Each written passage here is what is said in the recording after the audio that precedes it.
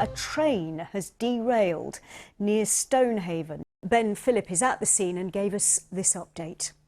And as you can see, smoke is still coming from the tree area behind me, which is where the railway track runs. It's not yet clear if there have been any injuries, but as you can see, this is still very much an ongoing investigation.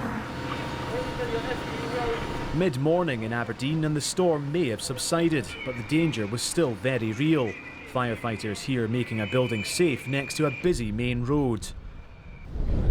This block of flats in Balnagask in Aberdeen had part of its roof ripped off by the strong winds. The residents said it was a terrifying experience. Thousands of people are still without power, internet, running water and heating. One woman we spoke to earlier who received a bacon sandwich said it was like winning the lottery.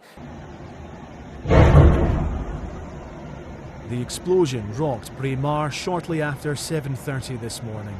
The fire apparently started in a shed next to the Braemar Lodge Hotel, but quickly spread to the main building. From above, the extent of the damage is clear. By mid-morning, only the shell of the building remained. 7 guests, 2 staff and the owner made it to safety from the burning hotel. No one was injured. It's been 2 years since the first COVID lockdown. This footage an eerie reminder of the impact it had on society.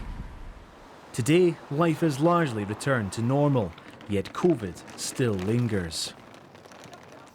The pressure is also mounting on the NHS. The latest figures show there are 180 patients with COVID in NHS Grampian hospitals, like the one here in Aberdeen. That's the most since the start of the pandemic.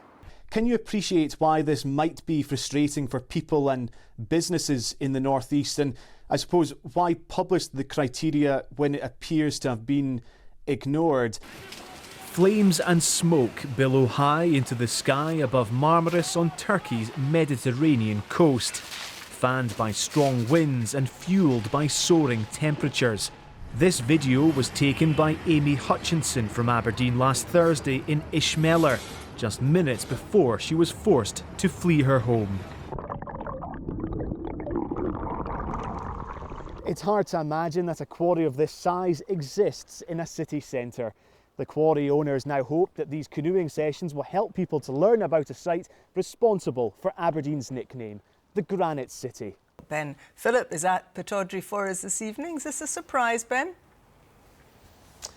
The short answer, Sally, is no. Jim Goodwin did appear to be one of the speculated front-runners for the vacant Aberdeen job. Stephen Glass had only been in charge here at Pittodrie for 41 matches. 20 of those were losses.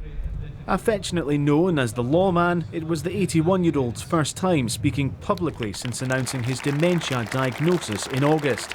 A chance to return to his birthplace and get a taste of a missed local delicacy.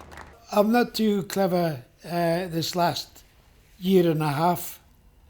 The memory's not as good as it used to be, but just to come back and have a role which they don't get in Manchester. Had your breath? The nice scan will start. In atween the nice buckle of scans, the table will move about. And this is where the Doric happens. MRI technology is now used all over the world, saving lives with its vital research and diagnosis capabilities. Please bide still or the table moves about. And with AFA good feedback so far, there may be plans to expand the technology in the future.